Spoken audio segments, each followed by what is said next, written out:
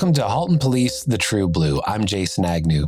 My guest today, Halton Regional Police Service Chief, Stephen Tanner. Thanks for joining me. How are you doing? It's great to be here. Hey, thanks for doing this with us today. Appreciate it. Absolutely. Anytime. So we're here to talk about you, if that's all right. We can do that. Certainly. Okay. All right. Well, I mean, listen, tell us about you because, you are someone that has been chief of police for a long while. Along with that, been working in policing for a longer time than that. But was it always a desire for you? Really funny. It wasn't. I always tell people sometimes, kids know when they're in grade 5 or 6, they want to be a police officer. I actually grew up. I went to the University of Guelph to be a veterinarian, of all things. Took a lot of different courses there, extremely difficult program to get into. One thing led to another. I looked at law school. I got into law school the day before I got hired by the Halton Police. So I had to make a decision and I chose policing and sort of never looked back. I'm curious, though. I mean, you went from veterinary to potentially being a lawyer. That's a bizarre route to take. Like, what drew you and what had you make that decision? Yeah, I think you look at a lot of different things that you're taking in university and what you're actually interested in when you get there and what it takes to get to the actual career that you might have envisioned for yourself. And then I think you get to a point where you've finished 4 years of university. Do I want to do another 4 years?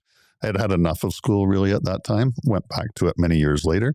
But I think it was the right decision. I look back now and absolutely no regrets. Yeah, I think you're doing okay. It's been a good 40, almost 41 years. Well, so when you got into the force, though, was it always the intention to move along up the ranks and head for the chief position? Or were you happy in what you were doing initially and other people kind of ushered you this way?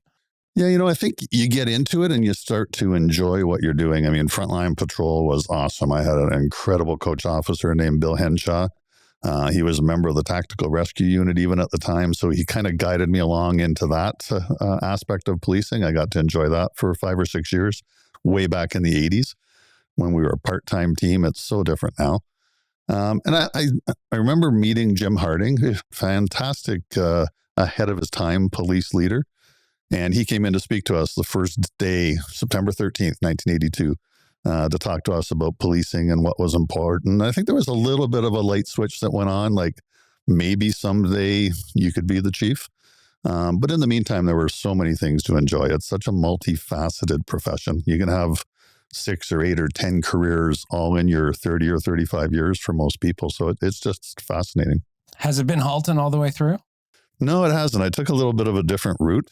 I actually started here in 1982. And, I always say I had my uniform time, my tactical team experience. I went into the detective office early, the intelligence unit. I was promoted. I was a sergeant. I ran the training bureau for a year, went back and supervised investigations.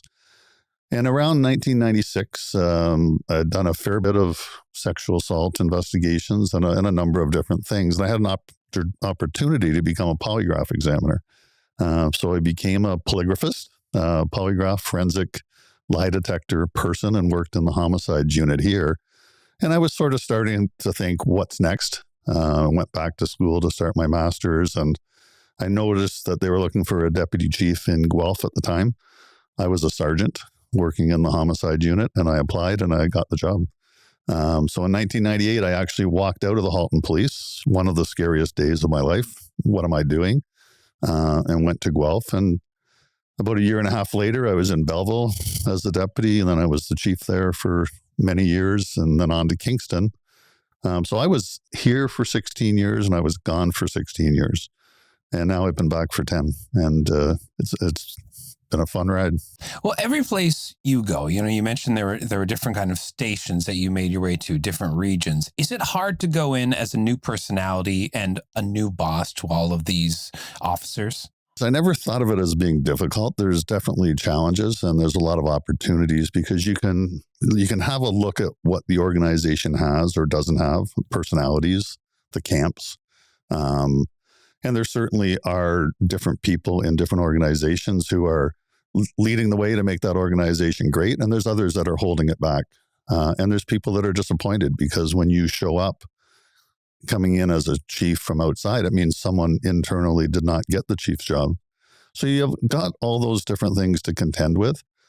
But I think it is actually advantageous because you can actually have a clean look at the organization with a fresh set of eyes, and you get to know the people and their strengths and weaknesses, and you can build the team that ultimately can help the organization move forward. So it's kind of funny because you mentioned fresh set of eyes, but for Halton, you're here for 16 years. You leave for 16 years. Coming back, it's a bit of a homecoming, but your eyes are also fresh. Did you find that to be an ideal opportunity? And I'm also curious, like, how had things changed in your 16 years away? Yeah, it changed a lot. A lot of the people changed. I honestly think I actually applied to come back to Halton a few years sooner and was not successful that time. And I actually think that was probably a good thing in hindsight. There were still a lot of friends who I had growing up in the service that were still here. By the time I came back, most of the people that I was close with way back in that day were retired and had moved on. So you could really come back without any of the hindrance of, expectations or someone thinking that you're just going to look after them because we were friends in the 80s. So it really was coming back to an organization that you knew. I grew up in Oakville. It's my hometown. And so it really was a homecoming. And a lot of the senior officers I knew from my years before, and we had stayed in touch during my Guelph, Belleville, Kingston travel days. So it really was a bit of a homecoming coming back. So what would you say is the most important part of your position? There's really two groups that are the most important part to me in my position as chief of police. That's the people who serve here as members of the Halton Regional Police Service, the men and women, the sworn and civilian members of the service that go out day after day and do such a fabulous job of keeping this the safest large community in all of Canada. But the other group is the citizens that we serve. I mean, we exist to keep our public, every single citizen, as safe as we possibly can. That's why this police service is here. That's what our members do every day. And it's an incredible partnership. Okay, so I don't know if we can call it a responsibility, but let's say, what role does the community play in police work? They're equal partners. A lot of times we say the police are just citizens who are fortunate enough to get paid to do what every citizen actually should do. So every citizen can help keep every other citizen safer. Probably 30% of our impaired driving charges now are called in by citizens who observe the behavior. So we have to work in partnership. We can't solve crimes without our citizens, without their doorbell cameras, without their observations, without their knowledge of different things that are going on in the community. So it really is a partnership. And our citizens here in Halton are one of the reasons that this is the safest large municipality in all of Canada, and they will help us keep them that safe. So you're now the longest serving police chief in Canada. What do you think that says about you? I guess it's longevity. Don't know enough to retire. Probably a combination of those things. There was a Chief Smith in Charlottetown, PEI, and I think he was the chief for 26 years in that one city. I can't imagine doing that looking back. But he was nice enough to retire about a year ago last April. And so officially, I become the longest serving chief in Canada. It'll be 21 years this next January. So going from starting out and all of that time and working in different regions, how has the police service changed? I think when we started, we were more of a military organization. We were fearful of the chief most days as young officers. It wasn't always a bad thing. But I think it's really changed. And not only has society changed and their expectations are that much greater, the accountability on the police. In 1982, there was no Special Investigations Unit. There was no Office of the Independent Public Review Director to look at public complaints independently. Charter of Rights was there, but the Young Offenders Act wasn't even in yet. So all those things changed over those years. And I think I always say, rightfully so, our citizens expect a lot of our police officers. We have incredible powers in our communities. We probably have more oversight than any other profession, and have to make fun of my lawyer friends and doctors as well. But, lawyers and doctors get to practice what they do. They actually even call it a practice. I would never say that we're out there practicing policing. The public expects too much of us. So there's a lot of pressure on our frontline officers to perform and to perform professionally and to treat people with the dignity that they deserve. And I think we do an exceptional job of that here in Halton. So you talked about the changes that have come about. Have you found that the police service attempts to make these changes first, or is it a reflection of the expectations of society? I think it's a combination, but here in Halton, we've actually done a lot of things before the expectations came in. We were the very first police service in Ontario or in Canada to come out with a community safety and well-being plan, which now is legislated by the province. So every police service has to do it. And I think it speaks volumes to what our members and our senior management team and our police services board have been able to do here to put that in place before it was required of us. We've been working on equity, diversity, and inclusion before a lot of those things really came into legislation and people were forced or required to do it. We were doing it here because it's the right thing to do. And I think that's where Halton differentiates itself in a positive way from many other services and jurisdictions. We have a long-standing Chiefs Diversity Forum or committee where individuals from various backgrounds, ethnic, cultural, religious backgrounds, all come together to meet with me and with my team 2 or 3 times a year. And the benefits of those relationships being built ahead of time before something terrible happens here or somewhere else in the world means that you have that relationship and that commitment to one another ahead of time. So I think it really is the only way to do business these days. So, you brought up 1982 and the 80s have come up a certain amount of time. Obviously, since that time, technology has changed a little bit. Has that made your job and generally policing more difficult, competing against technology? Or in the reverse, has the technology assisted the police service to enforce easier? Yeah, it's a great question because, again, it's really done both. I mean, 1982, when I got into that car the first time and really learned how to fold and unfold the paper map and figure out where I was going when the dispatcher told me voice only where I needed to go. Years later, it was mobile workstations that we have in the vehicles, and it's digital information coming back and forth, and it's GPS that's in the vehicles now, so officers don't have to look those things up. It's an officer now that can drive through Oakville or anywhere in Halton and have pop-up information about perhaps a serious criminal who lives in the area so that they're a situational awareness. But on the downside, sometimes iPhones, they can be our best friend and our worst enemy. They make us sometimes work 16 hours a day, and you can't shut it off. And it was interesting. The CEO of RIM spoke to a group of us as police leaders many years ago, and someone said, don't you feel guilty that you've taken our private time away from us? And he said, what? I invented the BlackBerry. I didn't invent the Type A personality. So if you choose to turn it on 24 hours a day, that's up to you, but don't blame BlackBerry at the time. So I think there's some lessons to be learned on when we tune into technology and when we learn to shut it off at some point. How do you promote the work-life balance, though, is essentially what you're talking about here within, everyone that works with you? Yeah, it's interesting. And it's probably a split sometimes or in some ways, depending on our uniform or civilian members or what they do.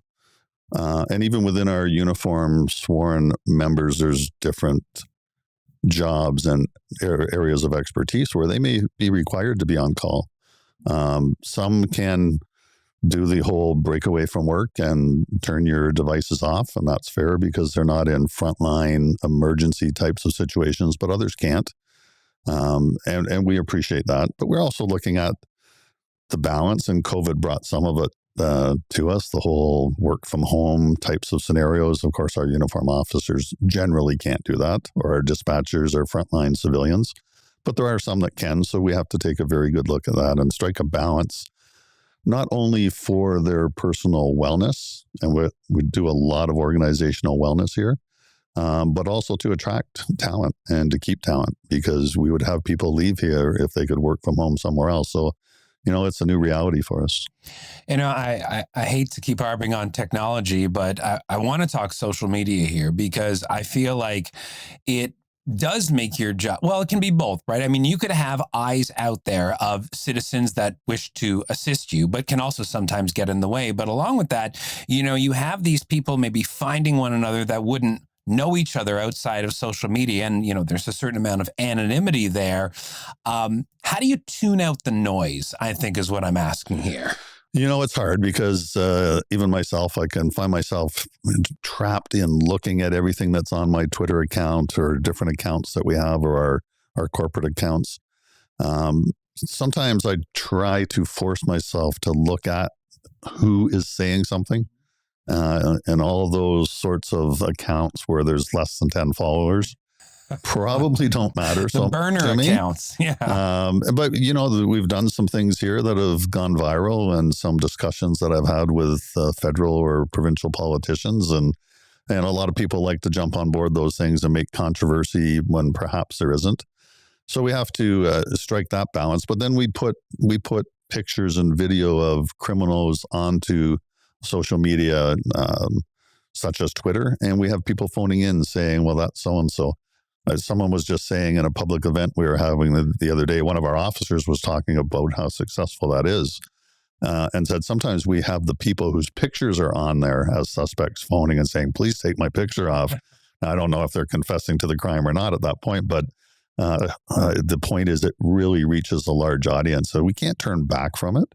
And we have to use social media and traditional media, whether it's TV, radio, print media, and all the journalists and people that we come to know over the years to our advantage and to their advantage. But it's got to be a two-way street. And so we work very proactively in that way with our traditional media as well.